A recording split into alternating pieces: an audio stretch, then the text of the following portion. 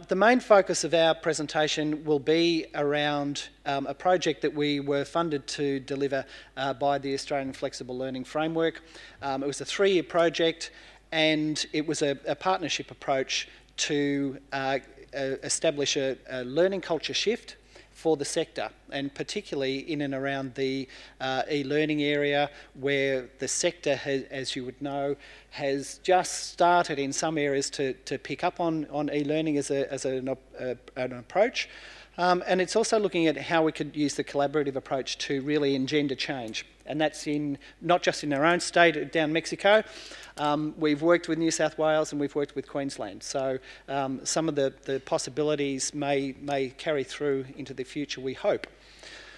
Our focus will pick up on some of the leadership issues, because we've certainly found that in trying to shift culture, leadership is critical, and when the struggles have been on, we've really needed to push through at the organisational level. We'll pick up on some of the partnership issues, and we'll pick up on the use of e-champions as a way of resourcing the sector when it's so resource poor. We've used a blended delivery model, and largely that's worked very well, especially for helping isolated workers to access training and reduce their amount of time off the job, and that's obviously critical for our sector. We've used a range of technologies that hopefully we've tried and tested them a bit, and that's been really useful to see what will work, what's got some coverage, what will get a bit of grip in the sector. So the overall project aim was really to pick up on the e-learning capability of the sector, which has been pretty reluctant and resistant. There's been a lot of projects that have been tried over the years, and not many have got much grip. So we saw the opportunity to have a 3-year process would hopefully engender some change, and we certainly think there's been some good things that have moved on as a result. So, over to you, Judith. Oh, thank you, David. Well, I'm sure most of you are very familiar with the community services sector and the kind of challenges that we face. People tell us all the time, our member organisations, that they're working with more and more complex clients every day. But in addition to that, they haven't got any extra resources, so they're trying to do more with less. And of course, a number of them are located in remote, rural and regional areas. So the centre became quite interested in the whole concept of a blended learning or e-learning approach, excuse me, and that's why we sought the funding from the framework. And of course, being in this sector, it's really important that we work in a collaborative way, that we actually consult very widely. And as David has mentioned, we actually decided to set up an e-champions network drawn from our member organisations. And I have to say that they were very generous with their time. I think if they'd realised at the start how much time was going to be taken, they might have thought again. But anyway, the things that we had to deliver were, we actually put forward this whole e-champions model, which was accepted by the framework, and then we also had to develop e-resources that were accredited. So that was absolutely the key thing to do. As David has said earlier, the sector's been quite resistant to doing anything like this, and it's not, part of it is that they just don't have the technology, nor do they have the technical expertise. I mean, some of our people, particularly, say, in residential care sector, haven't even got access to a computer. So it does present quite a lot of challenges, so we had to take it really quite slowly and not frighten them, because we felt that if they found it daunting earlier on, they're not going to continue on with it. The centre, being in a quite unique position, was able to liaise with the other peak bodies, such as Peak Care in Queensland and Aqua in New South Wales. On our reference group, we also had the Skills Council, the Victorian ITAB, the Department of Human Services, which fund a number of our member organisations, and of course community organisations who are really interested in pursuing this. And there's some of their logos up there. Excuse me. when we started off, there were very few, and now in 2011, as you can see, it's grown quite considerably. So there is a buy-in, however slow it's been. I think people are much more receptive now to learning in a blended way. We deliberately chose the blended because our people are people. They don't want to kind of sit at a machine all day and not interact with other human beings. And David will talk a bit more about how we try to engage with them on an ongoing basis, through the delivery of this course. And here's rather a nice photograph of our champions in the early days. We'd bring them all together, and we provided them with quite a lot of development opportunities. We trained them in how to use the technology, because we felt it was really important that people out there in the workplace weren't frightened of the technology and could help their colleagues to actually use the technology. And they were nominated by their organizations, and they were actually selected because they had credibility and respect in their organizations, and they knew what the training needs were, and also they had a good understanding of their organizational context. Plus, many of them have worked for a very long time in our sector, and they understood very well where the sector was at, particularly with technology, and what learning needs existed out there. And they were required to be change agents, so it was very important that they were chosen carefully, and I believe that they were. But one thing we did find out was that there's no point having just one e-champion in an organisation because of the dynamic nature of our sector where people move on. So we then said, could they please nominate two? So that was what happened as the project went on.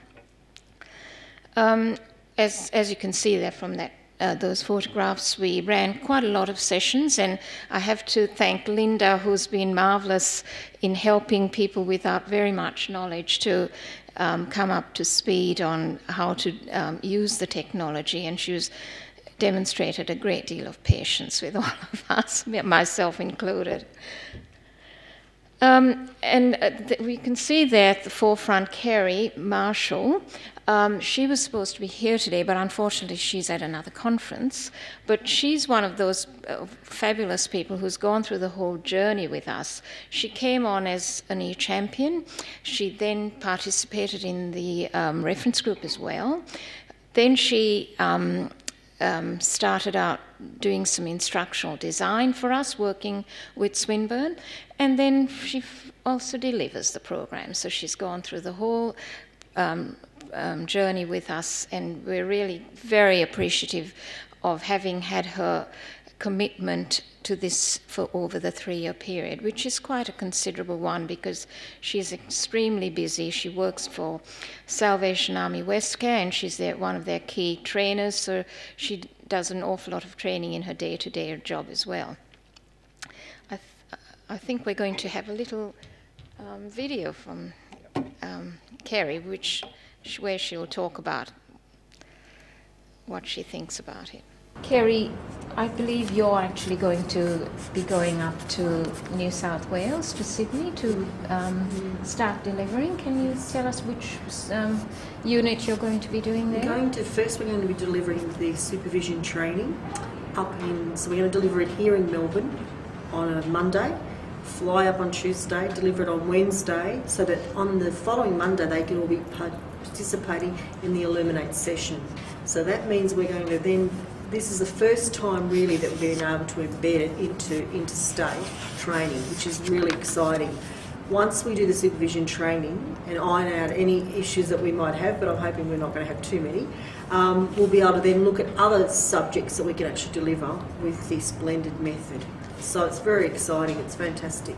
And you're also designing one of the units for the project as well, aren't you? That's it. So I've started from being an e-champion, now looking at delivering it, and now designing materials that will be then used in that blended approach. So that's fantastic. Yeah, I'm really excited about it. It's great. Thank you very much, Carrie. That gives us all a nice little snapshot of your journey, and hopefully we can spread this throughout our sector. Yeah, fantastic. Thank you. Bye. Good. The advantage of showing that journey is that it's somebody very skilled from the sector already, who's then gone through that learning path with us with extreme support from Carrie and the organisations, but it really helped to bring her along and her organisation along, and she's delivering a lot of West Care training down in Tassie, etc. as well. The other thing we wanted to highlight in that was that it started to bring us across into the other states, and we're very committed to doing interstate training where possible, because it's a real value add to whatever we develop in our own state. If we can find a way to incorporate that into other states that don't have that material developed already, it's a real added bonus. But the model then becomes, we do 1 day face-to-face, then we go up to New South Wales, we do 1 day face-to-face. That's orientation, getting used to the technology and the materials, and start the process, start learning, start doing the assessment tasks. And then the follow-through becomes working with Illuminate, which some of you may or may not be used to, and as a great learning tool. That's our website, and the eChampion kit sits behind that with a whole range of support, so different activities, different processes and tools. You can access that yourself, and we've got handouts down here that'll give you the links. What we've ended up developing is four key competencies, and these are quite high level. They're advanced diploma level, so supervision. These are all drawn out of a statewide training needs analysis. So highest priority areas for development of training, leadership, supervising family intervention, and maintaining quality service. So we saw those as having really strong life after the project, and they certainly have, and we're starting now to put them out in other contexts. It sits in our Blackboard context as the learning management system, and for our RTO partner, the centre, they're using Moodle. So, portable resources, learning management systems that suit the sector may be somewhat different to a large TAFE university organisation. Again, the range of tools, approaches, learning management systems that have been tried and tested, some of which haven't been picked up well, others that have, because we're in a fairly reluctant and resistant sector who are just coming to grips with some of these areas, but we've certainly broken some of the ice with some of those areas. We used a whole range of techniques and tools. It's interesting how things change, isn't it? That's only 12 months old, and how our models of service delivery have changed. Well, some of our personnel have changed at the top as well. Kevin's disappeared to some extent. Well, we're on his Twitter. And we're on his Twitter. We're using a whole range of tools, interactions, things that we're trying to grab people from the sector. And we're very time poor, so you do need to find ways that are interesting and engage them. That's where the competencies sit. We used Illuminate quite a lot. So as I said, our model has been get the face-to-face engagement, hook in with people, get them feeling comfortable and safe, because there's a lot of fear and vulnerability about putting out what do I know, what are my IT skills looking like, and we're working with CEOs right down the scale. We're working with people who are very new to the sector or have been out of the sector for a long time, so their IT skills and their capacities are quite limited. So it is a process of bringing people along and dealing with their fears as you go. The Illuminate tool was very useful for our rural and remote, and we've even got those in Victoria, not as much as you, but certainly very isolated organisations who, by using Illuminate as our process, they could access the materials far better than having to come down, spend half a day travelling down to Melbourne and half a day back. It's just not viable in our sector. So what do we do? Together as partners, we very much look at a collaborative approach. We see it as the best way to go. By accessing the peak bodies as an RTO, we find that we can get really strong training needs analysis, we can get push-ups from the field around where the priorities are, and we can get really good interactive models that are going to work. As an RTO, we like working in partnership. We like working with the sector because it keeps us accountable. It also keeps us on track. So there's those 4 units that we've developed. in effect, it's brought up our advanced diploma in community sector management to an almost fully online blended model.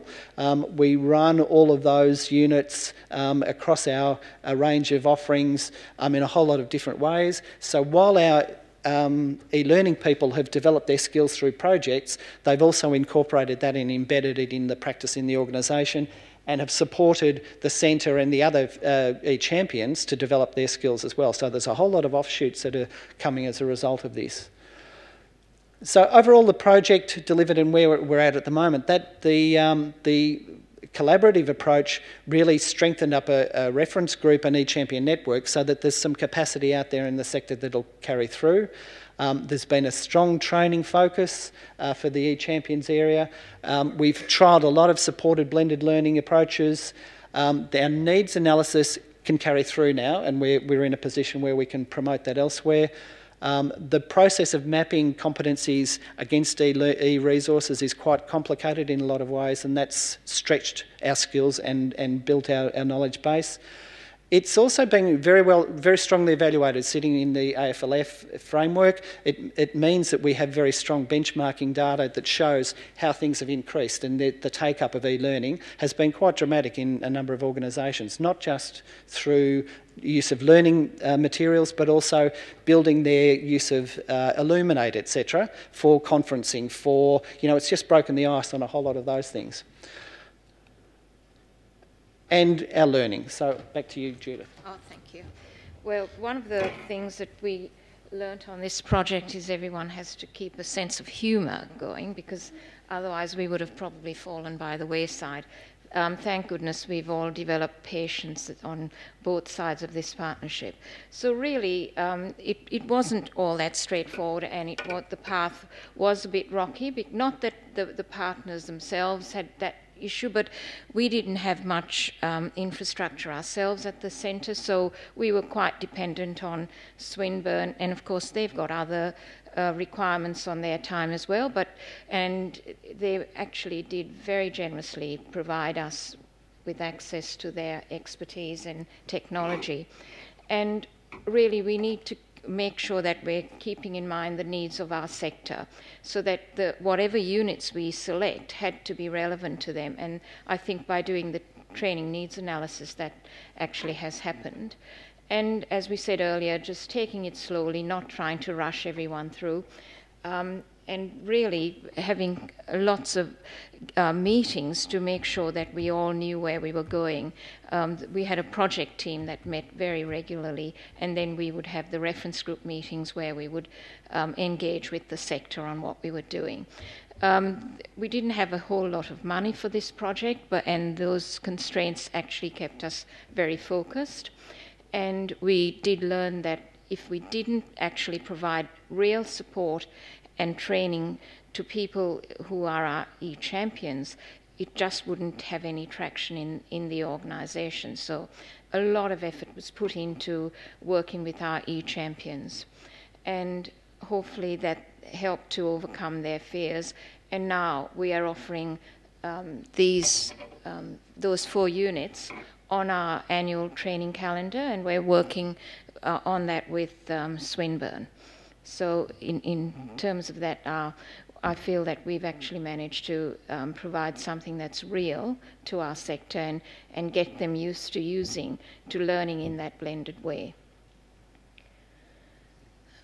Any? So just one last final one from me. Our biggest surprise probably was the blocks that we got in technology at the organisational level, which will be issues for any of you who are trying to deliver e-learning. The amount of organisations who won't let you access Facebook, Twitter, etc., or their technology blocks a whole lot of e-learning materials.